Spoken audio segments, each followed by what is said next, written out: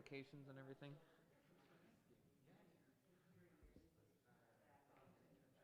Oh, sweet.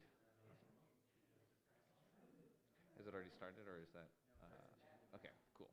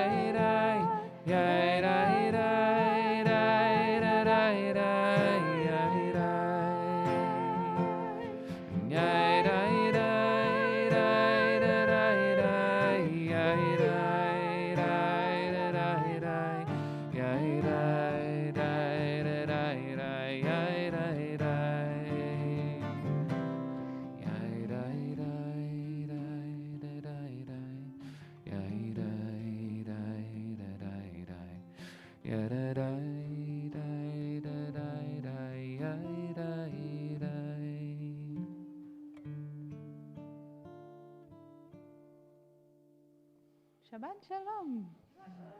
Shabbat Shalom. Some things are a little different today. Thank you, Dan, for inviting Suzanne into the circle.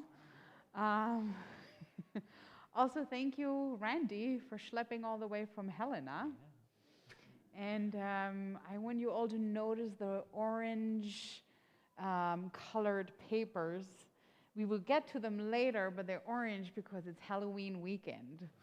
And I was asked explicitly to have this a little Halloween themed. So we will. I want to begin by just saying, Kyle and I took COVID tests. Are you okay if we drop the masks? I think it will help the people. Anyone not okay? Okay, good. Great. So, it's a special Shabbat. It's the Shabbat of Rosh Chodesh Kislev, which means that next Thursday we begin the Hebrew month of Kislev, which has its own themes of light and darkness, calm and turmoil. And we will start thinking more intensely about it starting tomorrow. But this, so to speak, is the last Shabbat of the month of Cheshvan. It's this very quiet month right after the high holidays. It's also Halloween weekend, and you all know that this is probably a Christian holiday, or maybe at best bet a Gaelic holiday. It's definitely not a Jewish holiday, but still, many of us, I think, are trick-or-treating or have trick-or-treaters in the family. And we have Halloween costumes in schools and sometimes workplaces and sometimes just among friends. So we can't really, hello, Shabbat Shalom. We can't really escape Halloween, and also maybe we don't have to. Maybe it's just fine that it is Halloween. We can expand the circle. Don't worry. It's also next Tuesday, and Ashley's going to correct me, Dia de Muertos. Día de los Muertos. Dia de los Muertos. Which is much less scary and much more joyful than Halloween in general, because it's not only about remembering the dead, it's also about celebrating them and remembering the ways they were funny and remembering their best recipes and telling stories about them and decorating spaces and altars in their honor, trying to connect with them in a much more lighthearted way and much less spooky. It's also, and that is total coincidence, it's the week of Parashat Chayei Sarah, which translated means nothing else than the life of Sarah. And then within the first 3 sentences, she dies. That's just it. It's a parsha about Sarah's death. And I'm going to talk much more about this, but I would love to ask Janelle to light the Shabbat candles for us in honor of our ancestor Sarah, because we're going to learn much more about her, about the way she died and about her light.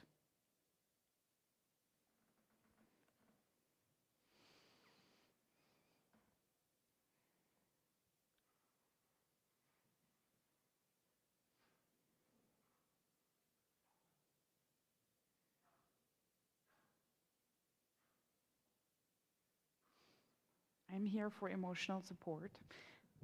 Okay, great.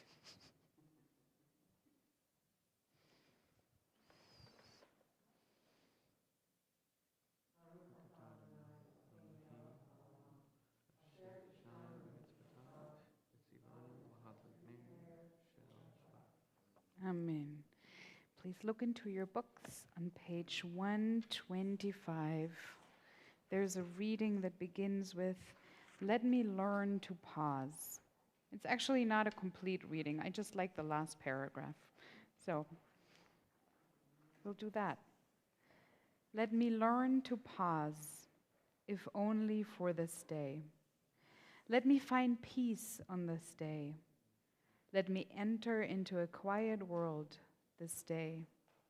On this day, Shabbat, abide. And we continue on page 130.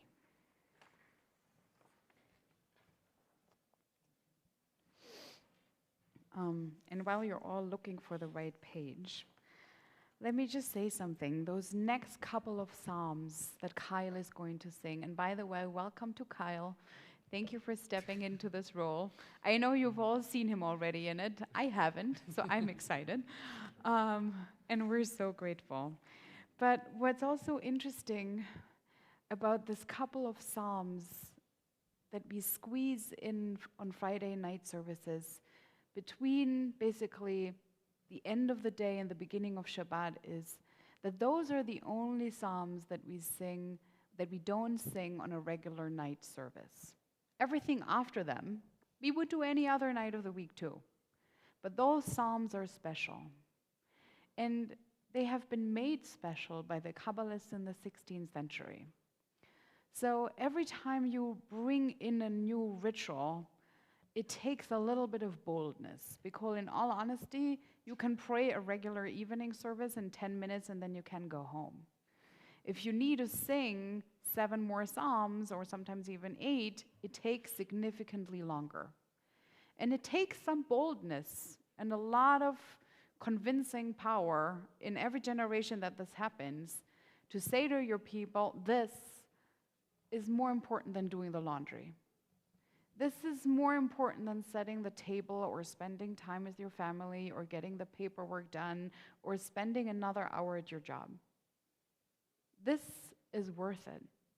And you don't only do it once a year.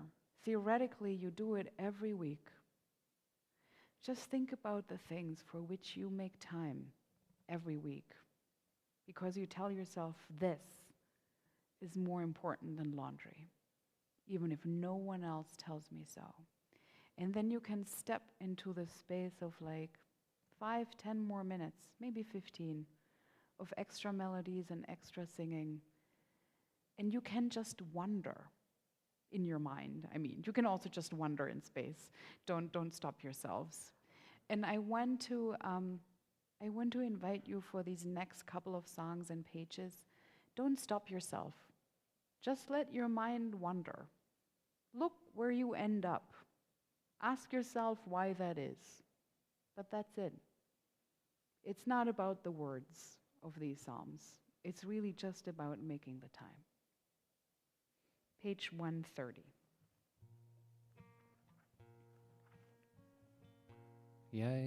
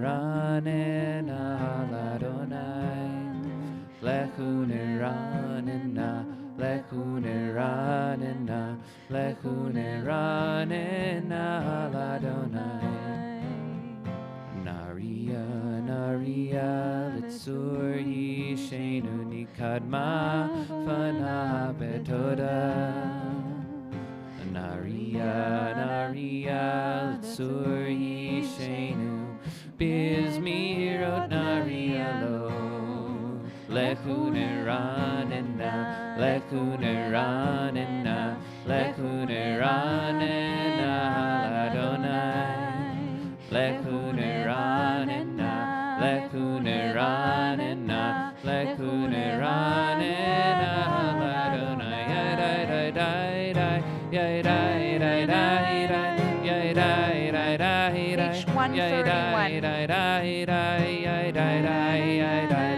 Shiru Ladonai, Shiru Chodesh, Shiru Ladonai, Kol Haaretz, Shiru Ladonai, Baruch Shemo, Basru Meyom Le'yom Yeshuatu, Saparo Bagoyim, Kevodo Bechol Ha'amim, Nifilotav, Ki Gadol Adonai, Halal Meyo, Norahu, Al Ko Elohim, Yai Dai Dai Yai Dai Dai Dai Dai Yai Dai Dai Dai Dai Yai Dai Dai Dai Dai Yai Dai Dai Yai Dai Dai Yai Dai Dai Dai Dai Yai Dai Dai Dai Dai Yai Dai Dai Dai Dai Yai Dai Dai Yai Dai Dai.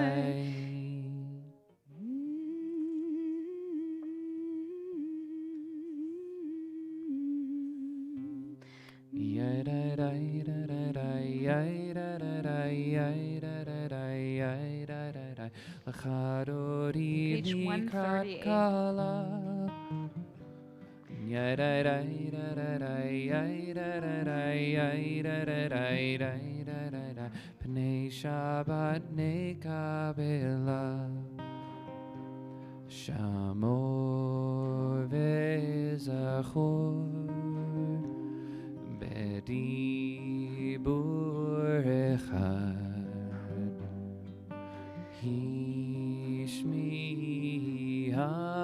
Hishmihanu El Hamiyuchad Adonai Echad Ushmo Echad Leshem Utiferet Velitila Yai Dai Dai Dai Dai Yai Dai Dai Yai Dai Dai Yai Dai Dai L'chadori Likrat Kala Yai Dai Dai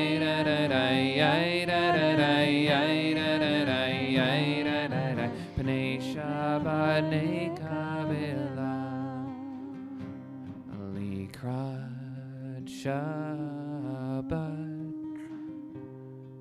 lechu v'nilcha ki mekor habracha merosh mikedem nesucha sof maaseh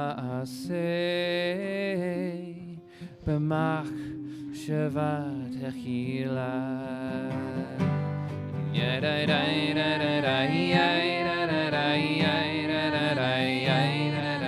L'chadodi likat kala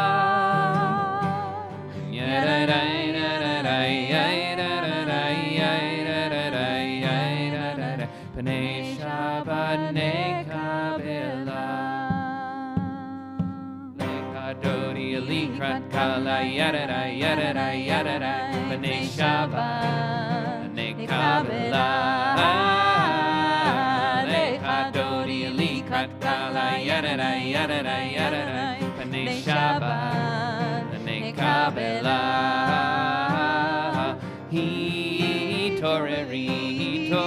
Toreri, kiva ore, kumi ori, uri, shir daberi, kevod Adonai alai negila, lecha dodi likat kala yadadai, p'nei Shabbat nekabela.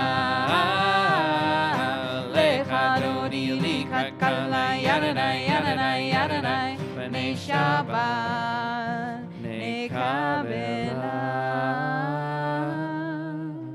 Boi v'shalom ateret bala gam besimcha uvetzola toch emunei am segula boi chala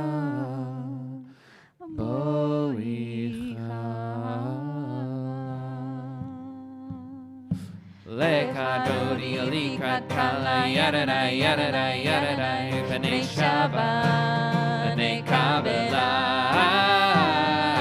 lekadodi likat kala yadadai p'nei Shabbat nekabela.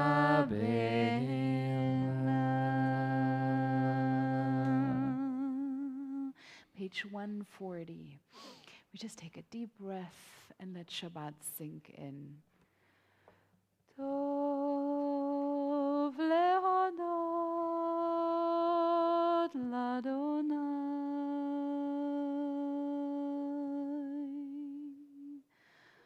Tov lehodot l'Adonai.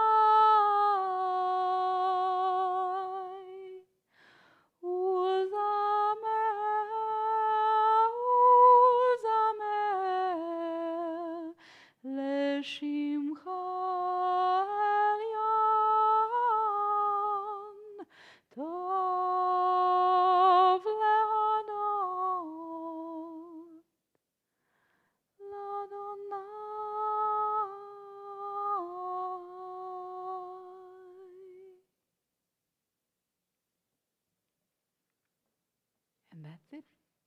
Shabbat Shalom. We could go home now. And then you would have just prayed just as little as you usually probably pray. But we stay. We stay. I promised I'll talk a little bit more about the lights. And because I have those orange little things that I will give you later, I'm just going to talk a little bit more now.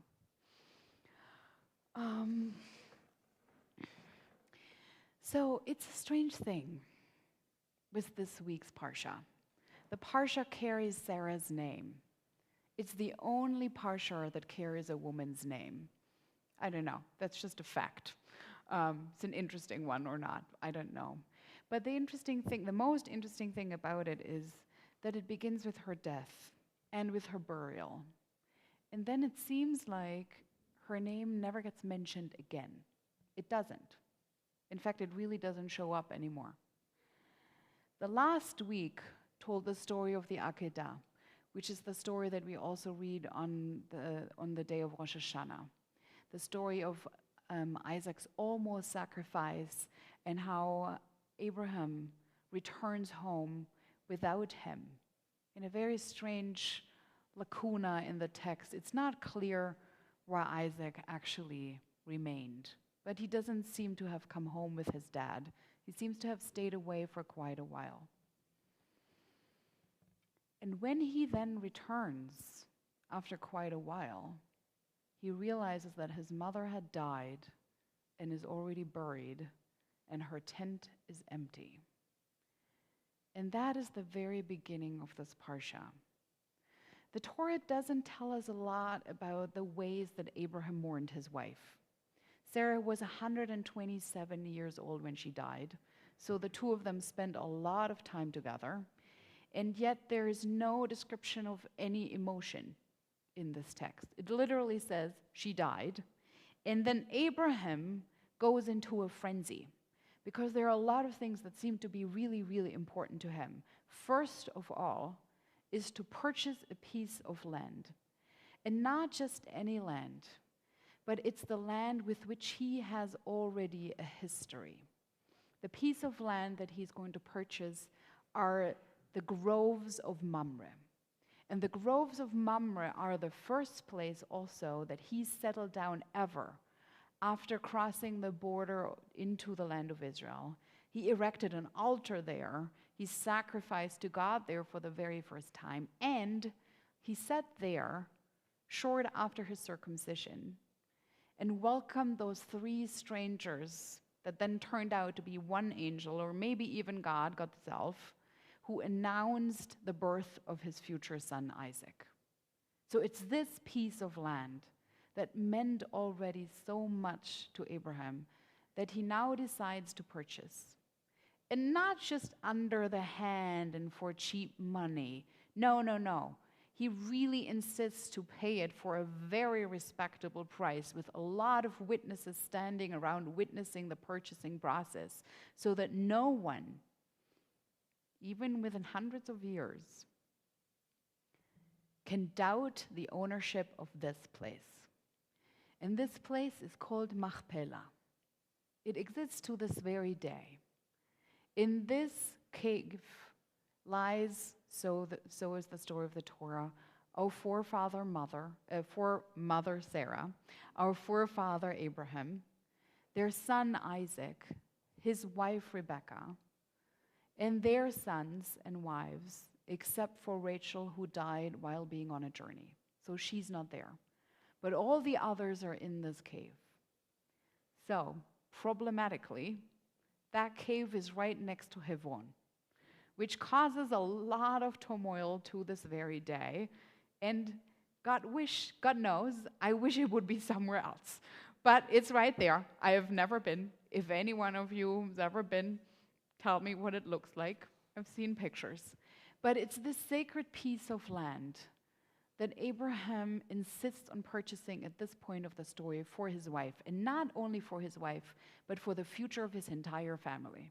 Because he has an intention at this point, and the intention is to never have his wife and family forgotten in history. And we can move on and we can forget the story, but it actually has a lot of meaning to this very day. That story is the reason the Jewish graves are never erased. That story is the reason that Yad Vashem is called Yad Vashem, because we Jews walk around with this commandment, with this mitzvah echoing in our inner cores that we need to give a name and a place and a commemoration ritual to the people we lost. And we do, and we do, and we do. And the reason we do is this very story and the understanding of Abraham that giving a space where everyone can gather, giving a space to which you can return no matter where you were, giving a space and a place to the name of a family will make sure that it will endure. So, Machpelah, in the middle of nowhere. There lies Sarah. The body's in the grave. Abraham goes about and marries a second wife, or a third, depends on what you're counting. And Isaac just wanders off. And then Abraham does a second thing. The second thing is that he sends out his servant Eliezer to the place where he came from, to the land of Ur, to get Isaac a wife. Why does he do that? So that Isaac doesn't think about marrying anyone from the Canaanite women around. Because Abraham, just as much as he understood that you need to have a grave and a home and a place, also understands that if you continue to marry other people, then that the name of the grave probably will dissolve within the rest of the landscape, and then you'll be forgotten. So Rebecca comes back. Eliezer is successful. And it's described very beautifully. She sits high up on a camel. She got a lot of jewelry from Eliezer, so she's probably sparkling. She's dreaming. She's never met her future husband. She's strong as a horse also, because she can apparently draw gallons and gallons and gallons for about 10 thirsty camels without getting tired. And then she sees Isaac and she falls off the camel. And it literally says in the Torah, she falls off the camel. Why is that? This woman wasn't, particularly disturbed by leaving her father's house in a rush and putting on all the other things.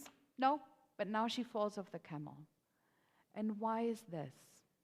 Because Isaac doesn't greet her like he was supposed to greet her. He doesn't step out of the tent. He doesn't present riches. He's not standing there as the head of a household. He's all by himself. They meet way before they enter the actual settlement. He's all by himself. He's out in the field. He's lonely. He's grieving. And he is, so at least say the rabbis, he's meditating. He's not at all a hero. He's a grief-struck, lonely guy. And I think it must have been quite shocking for that maybe 16, 17-year-old girl. He might have also been significantly older than her. And then the story continues. And the story continues like this. It's a very magical sentence. Isaac then brought her into the tent of his mother Sarah, and he took Rebekah as his wife. Isaac loved her, and thus found comfort after his mother's death. This is the first time that the Torah mentions romantic love. No other couple before has loved each other. Those two do. And it's a strange Freudian insight into human nature that it comes up in the context here of someone who is mourning his mother and finds a wife. And I'll just leave this in the space as it is. But I do want to tell you that I'm not the only one who read it this way, because the Midrash, the rabbinic stories, tell us the following. 3 miraculous phenomena that occurred in the tent during Sarah's lifetime resurfaced when Isaac married Rebekah. The candle remained lit from one Friday to the next. The dough was blessed and always sufficed for the family and guests. And a divine cloud was attached to the tent. So Rebekah moved in. The light that hadn't burned all the time since Sarah died suddenly sparked up again. The bread rose, and God moved back into the tent. That's it. Isaac had everything he wanted. He had bread, he had light, he had intimacy. He was a whole person again. And they would continue to struggle, those two, but they would also continue to love. So again, we could leave it at that level, but we don't.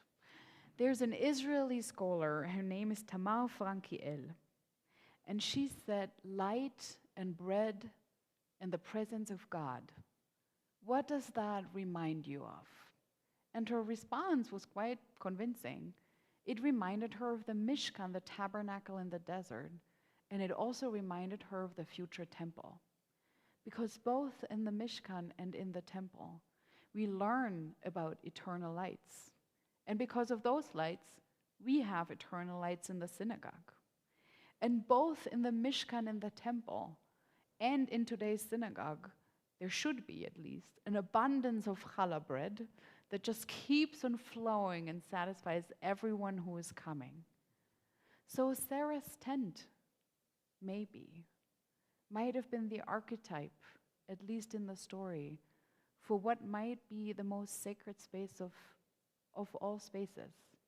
Not so much the grave, or maybe also the grave, but also the tent, a living, commemorating light, sparkling in a space where people live together and love each other and eat each other.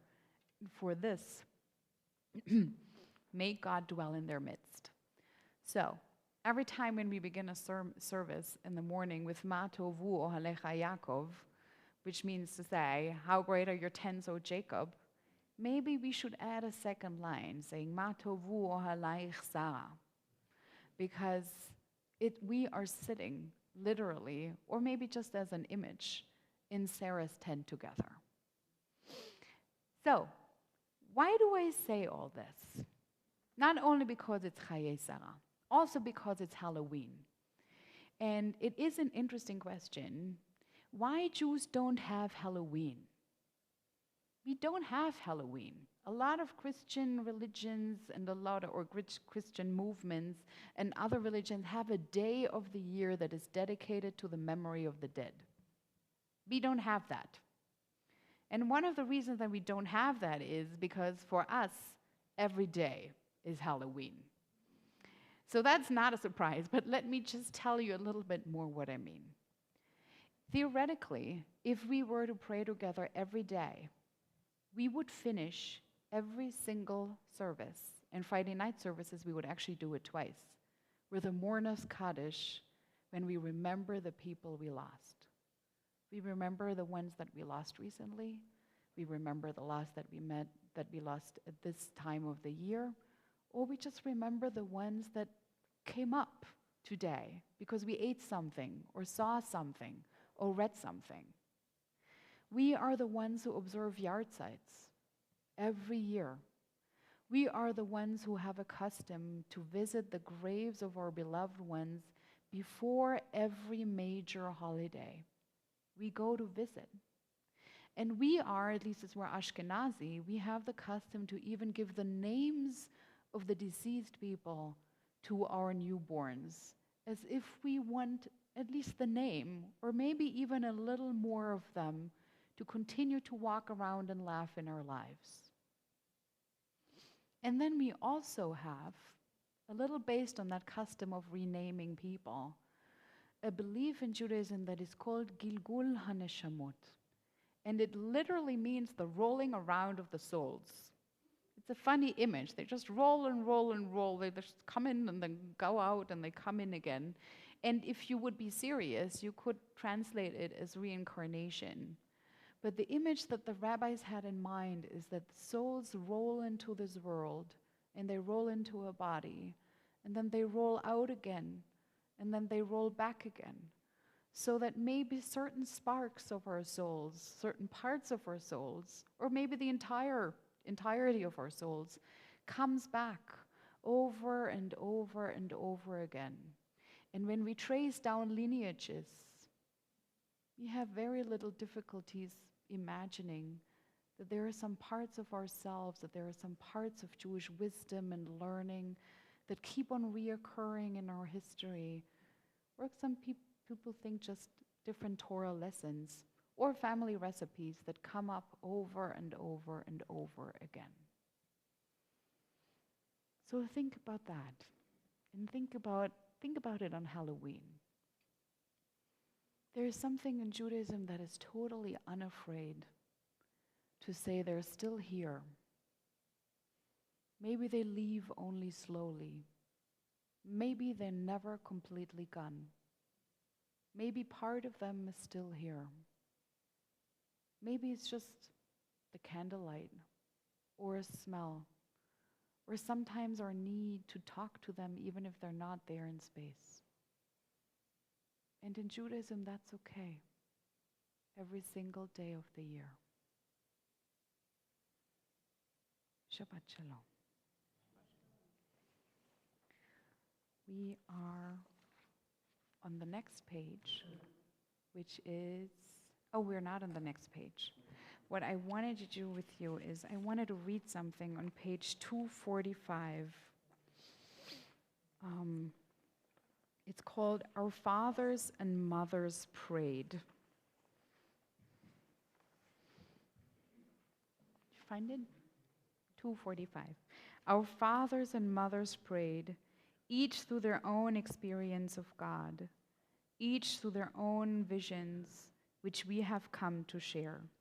You can say it with me if you want to. Or I let you respond to these like indented lines. Perfect. Good.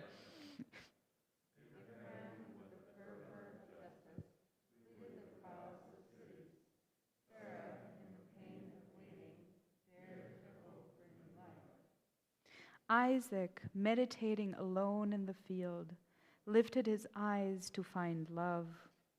Rebekah asked for the ability to discern God's call.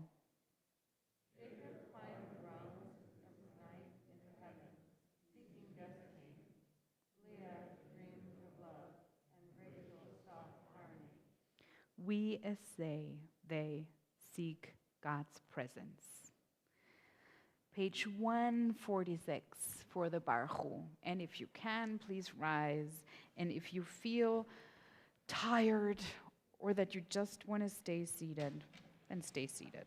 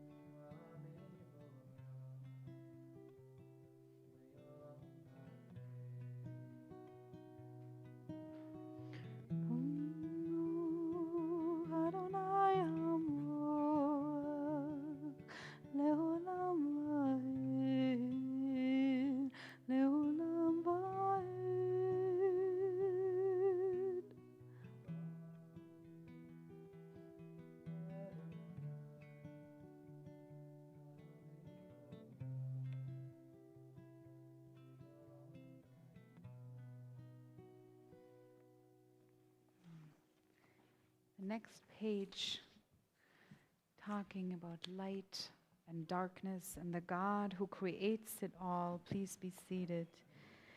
El Chai v'kayam tamid yimloch aleinu leolam va'ed. Baruch atah Adonai Amari v'ravim. Page 150. We are loved, loved, loved by an ending love, an unending love. We are loved, loved, loved by an ending love, an unending love. We are embraced by arms that find us, even when we are hidden from ourselves. We are touched by fingers that soothe us, even when we are too proud for soothing. We are counseled by voices that guide us, even when we are too embittered to hear. And we are loved, loved, loved by unending love, an unending love. We are loved, loved, loved by unending love, an unending love. We are supported by hands that uplift us, even in the midst of a fall. We are urged on by eyes that need us, even when we are too weak for needing. And we are loved, loved, loved by unending love and unending love. And we are loved, loved, loved by unending love and unending love. Ahavat olam Beit Israel amcha ahavta. Ahavat olam Beit Israel amcha ahavta. 152. Shema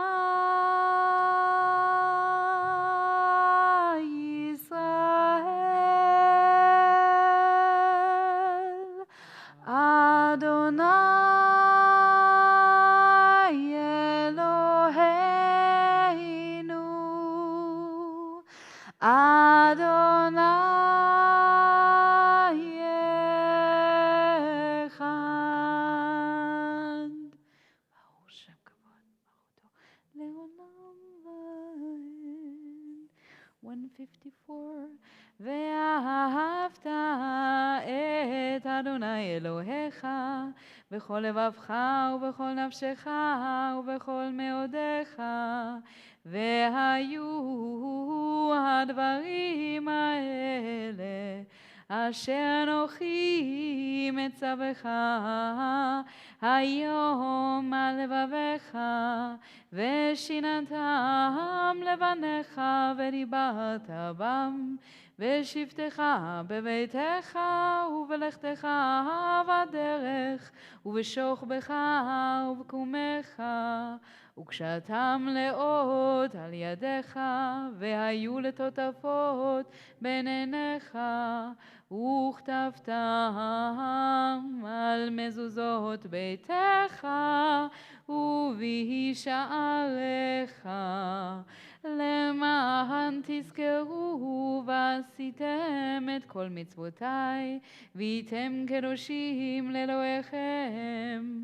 אני אדוני אלוהיכם, אשר הוצאתי אתכם מארץ מצרים, להיות לכם לאלוהים. אני אדוני אלוהיכם, אדוני אלוהיכם אמת.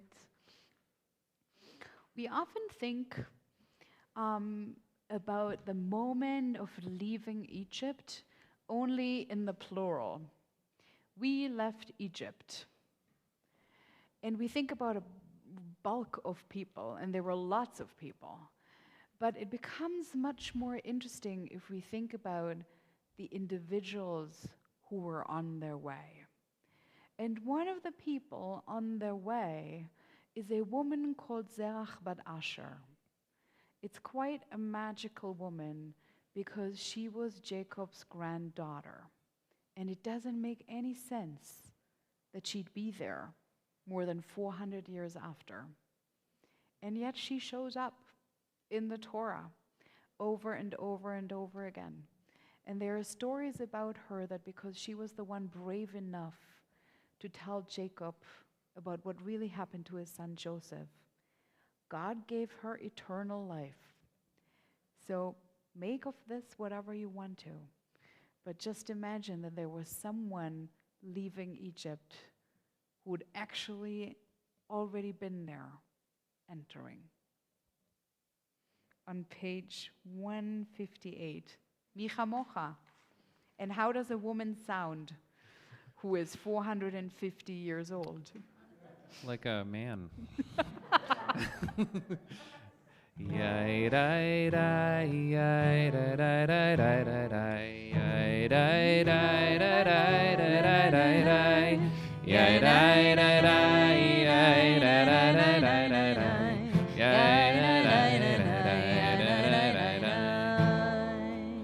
Mi chamocha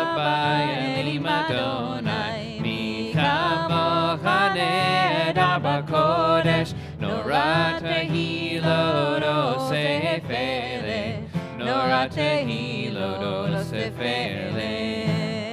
Malchut Teharahu Vanecha, Bokei Ayam Lifnei Moshe, Ze'elianu ve'amru, Ze'elianu ve'ameru, Adonai Imloch le'olam vayed, Adonai Imloch le'olam vayed. Yai-dai-dai, yai-dai-dai-dai-dai-dai, yai-dai-dai-dai-dai-dai-dai, yai-dai-dai, yai-dai-dai-dai-dai-dai,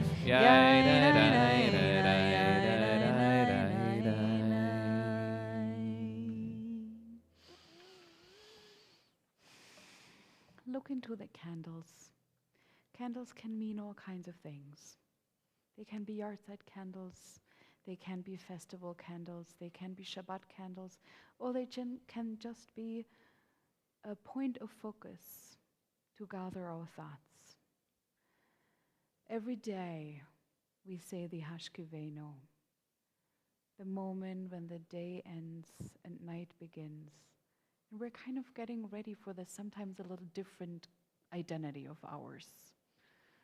The people we are at night, a little bit more tired, a little bit more grumpy, some of us a little bit more energized. They're different people, different kinds of people, but for this moment of transition, Hashkivenu, grant, O God, that we lie down in peace and raise us up, our guardian, to life renewed. Ashkivenu Adonai Eloheinu leShalom v'hamidenu samreinu lechaim. Ashkivenu Adonai Eloheinu leShalom v'hamidenu samreinu lechaim. Ushmor Tzeitenu Uvuenu Lechaim Ushalom Me'atave Adolam.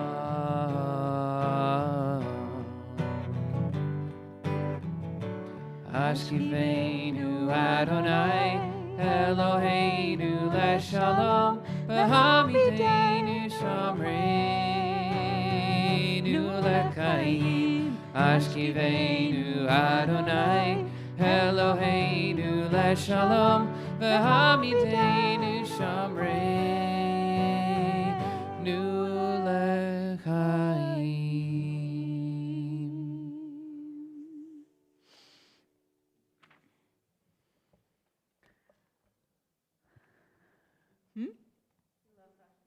That's great. I love Hashkivenu too. We should have many more Hashkivenus. It's also the moment where Jewish liturgy plugs in a verse. They call it the verse of the day. It's usually like the ticking signal on the watch. It shows you what day of the week it is, what season of the year it is. And today it just says one thing. It's Shabbat. Veshamun, page 162. Veshameru b'nei Yisrael et ha-Shabbat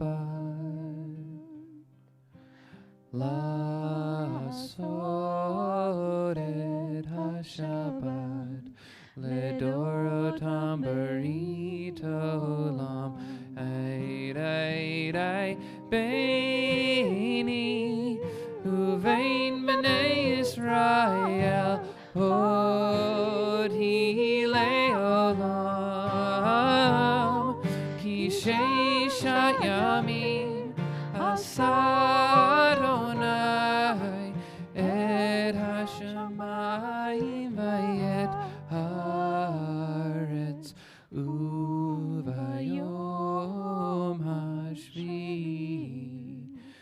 Shabbat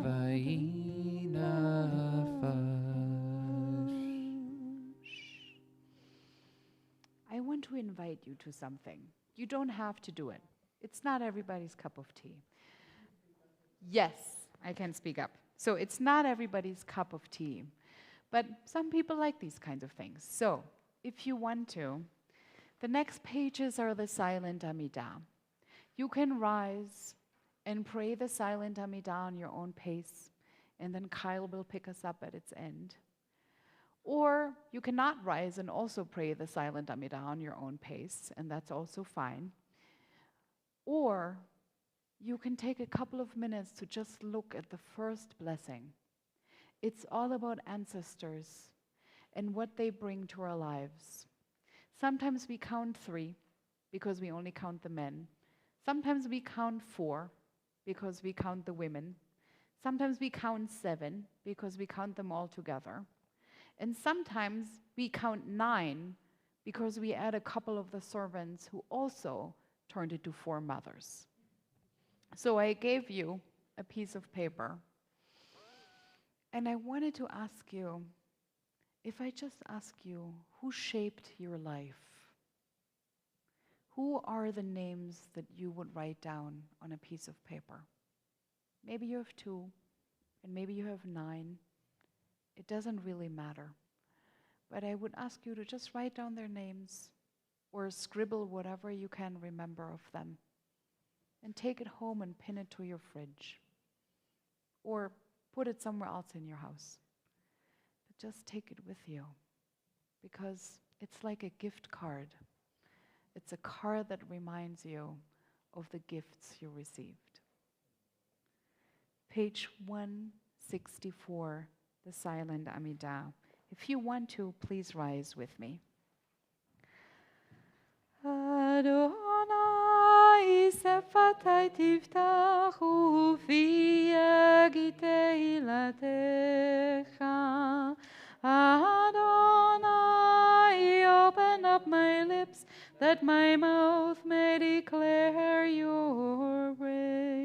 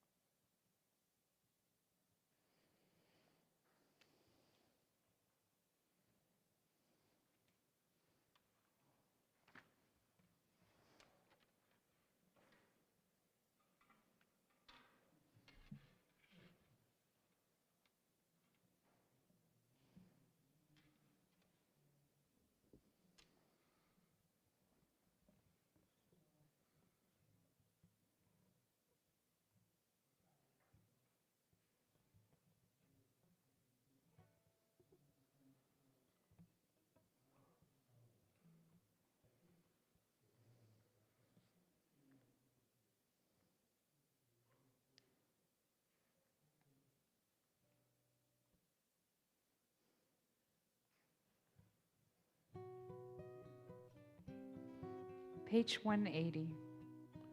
Oh, say shalom, bimroma,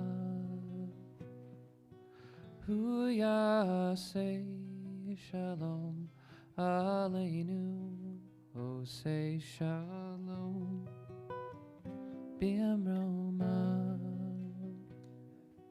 Hu Yasei Shalom Aleinu Ve'al Kol Yisrael Ve'al Kol Yoshvei Tevel V'imru V'imru Amen.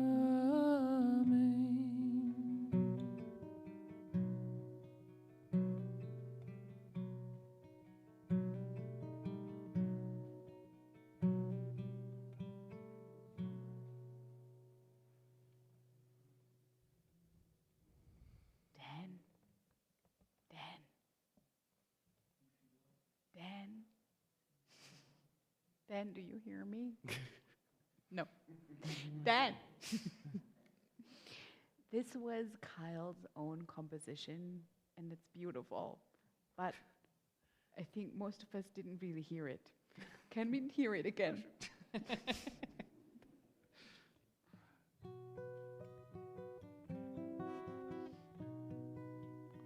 Osei Shalom B'Amroma, Hu Yasei Shalom Aleinu, Osei Shalom B'Amroma, Hu Yasei Shalom Aleinu Ve'al Kol Yisrael Ve'al Kol Yoshvei Tevel V'imru V'imru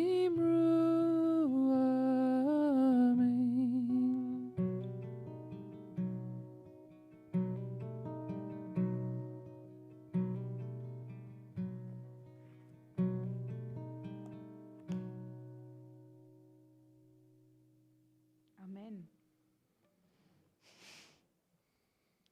On page 594, there's a reading that can be read before the mourner's Chodesh. I usually don't make much space for the mourner's Chodesh, but this is a good Shabbat to do so. So I wanted to read together that reading, "It is a fearful thing to love." Maybe some of you know it already, but it's a good teaching at any time, and maybe especially this weekend of the year. It is a fearful thing to love what death can touch. A fearful thing to love, hope, dream, to be and oh, to lose. A thing for fools this, and a holy thing to love. For your life has lived in me, your laugh once lifted me, your word was gift to me. To remember this brings a painful joy, this a human thing, love. A holy thing To love what death has touched. Please rise with me for page 598, the mourner's Chodesh. Yitkadal v'yitkadash shemeh rabba, ve'alma divra chirutei ve'yamlich malchutei, v'chayechon uvyomechon uvchaye dechol beit Yisrael, ba'agala ובזמן קריב ואמרו אמן. יהי שמי רבה מבורך לעולם ולעלמי עלמיה. יתברך וישתבח ויתפאר ויתרומם ויתנשא. ויתהדר ויתעלה ויתהלל שמי דקודשה בריחו. לאלה מן כל ברכתה ושירתה, תושבחתה ונחמתה, דאמירן בעלמה ואמרו אמן. יהי שלמה רבה מן שמיה, וחיים עלינו ועל כל ישראל, ואמרו אמן. עושה שלום במרומיו, הוא יעשה שלום עלינו ועל כל ישראל, ואמרו, Amen. Please take a seat for a moment and just look into the flames as I read to you that in this month, Dana Flatto remembers two of her grandparents, Annie Flatto and Marvin Königsberg. Morton Meyerson remembers his son, David Nathan Meyerson, and his wife, Bernice Meyerson. Stephanie and Jane Newman remember Lila Geraldine Newman. Chris Miller remembers Gussie Jean Miller. Fred Leopold remembers his father, Louis Leopold. Shelley Hillwell remembers Ismail Hillwell. Denny Elliott remembers Debbie Dancer. Gail Jamin remembers Melvin Koval. Lenore Nelson.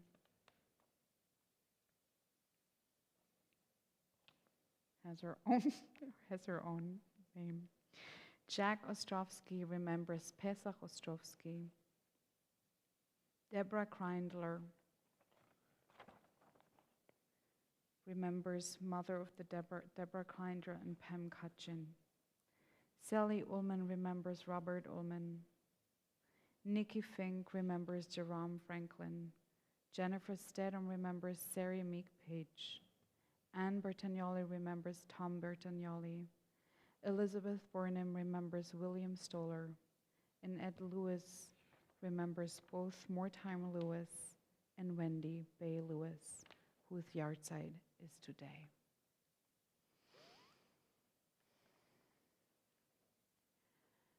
So this is kind of our mini Shabbos table in the synagogue. And we gather all the people, the ones who are here, the ones who are not here, the ones we remember vividly and the ones whose memory is fading. And also we remember those who are very, very immediately in our midst in need of healing. So we take another moment to remember Beth Harris and Fred Leopold in Seattle, who is doing okay. He's going first through rehab and then through treatment, but who still very much is in need of all our thoughts. Kylie, if you want to join me on page 371, you can, but you don't have to for the Mishaberach.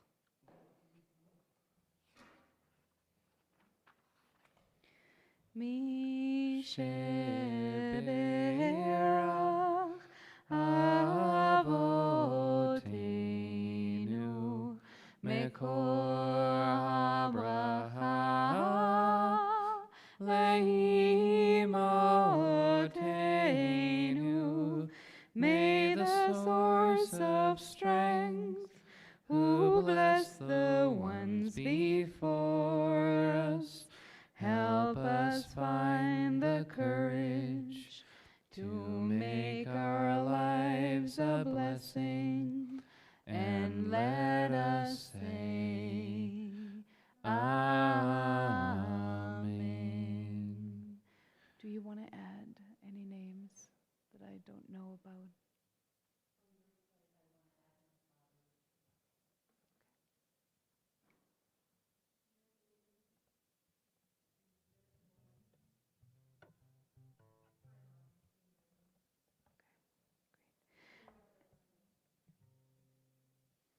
And I'm adding Pat Mahoney, who is a friend of Elaine and Jeff, who is in hospital right now. Misheberach imotenu mekor habracha Avotenu. Bless those in need of healing with refuah shlema, the renewal of body, the renewal of spirit, and let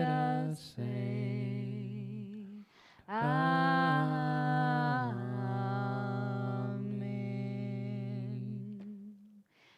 And because we have friends and family here, and we don't need kids for that, I invite you, the ones who sit close to each other, if you're comfortable, put your hands around your shoulders or hold you by the hands or just nod at each other. If you're not actually physical with each other, that's okay too. And just take a moment for the Friday night family blessing. And Kyle, I'm hugging you in my heart. Yevarechecha Adonai v'yishmerecha Ya'er Adonai panav elecha v'chuneka Yisa Adonai panav elecha v'yasem lecha shalom. May God bless you and protect you. May God's light shine into your life with strength and vibrantness.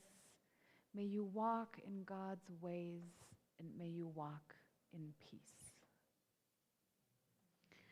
We close the service with, let's do Shalom Aleichem now, and then we'll do a Kiddush and announcements. Shalom Aleichem, Malachei Asharei, Malachei Elyon, Mi Melech Malchei Amlachim, HaKadosh Baruch Hu. Malchem leShalom, Malachei Shalom, Malachei Elyon, Mi Melech Malchei Amlachim, HaKadosh Baruch Hu. Barakuni leShalom, Malachei Shalom, Malachei Elyon, Mi Melech Malchei Amlachim, HaKadosh Baruch Hu. Tetzkein leShalom, Malachei Shalom, Still one short. Malachei Elyon, Those are with grapes. Mi Melech Malchei Same Amlachim, HaKadosh Baruch Hu, HaKadosh Baruch Hu.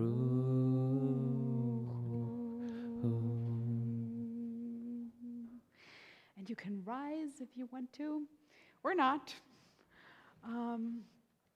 Every time we lift the Kiddush cup,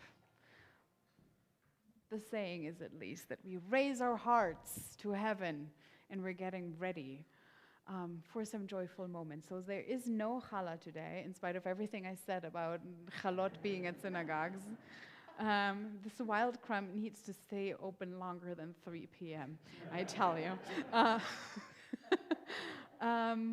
But there is wine, and I hope very much that you either already had your Friday night meal or you will have your Friday night meal, and you will get some challah in the next 25 hours, which should be doable.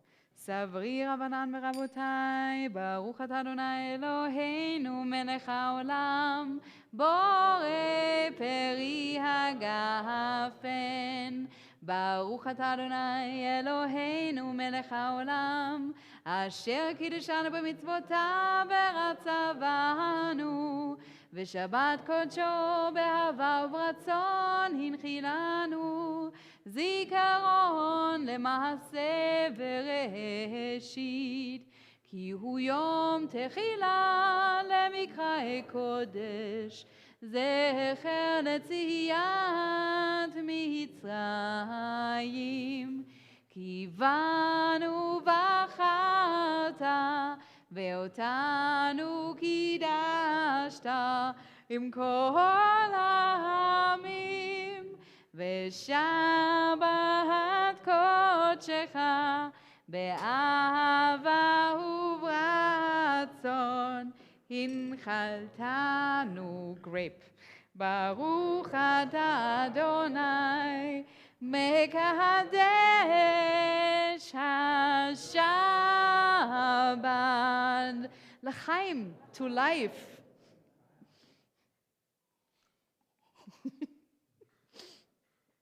There's more wine. There's just not more cups. Okay, I wanted to make a couple of announcements. Tomorrow is Torah study. Richard Wolf is leading. Then at 4 p.m. is women's group.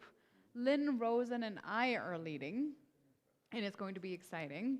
On Sunday, there is leaf raking. Mike Mansfield is leading, so if you can come, that's great. And then we're going to have a super quiet week with just Hebrew school. And then the most interesting thing, next Friday there is the young adults group and again a service in space. So don't get confused if you see it in the newsletter. I actually mean it. We will be here. We won't have any additional musical support unless you want to spontaneously show up and do something. But yes, right here. But I will be here, and I decided that for once I'll just sing you guys through the way I do it. And I'd be really happy to have you here. And that's the week at Beth Shalom. I don't know, does any board member want to add anything? Okay, I covered it all. It is good to see you all. Shabbat Shalom, Shabbat Shalom. And thank you, Kyle. A big thank you, especially for the Oseh Shalom. And thank you, Daniel.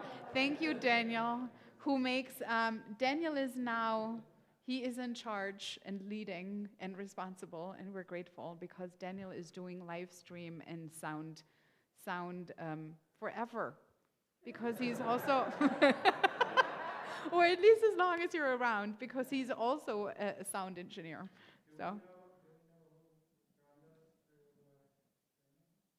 No, I don't. Who it is. Yeah.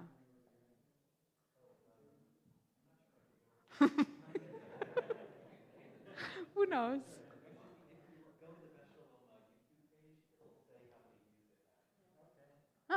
Yeah. No, people are looking. I get regular complaints about that it is too blurry or too quiet. I know that people are out there. Yeah.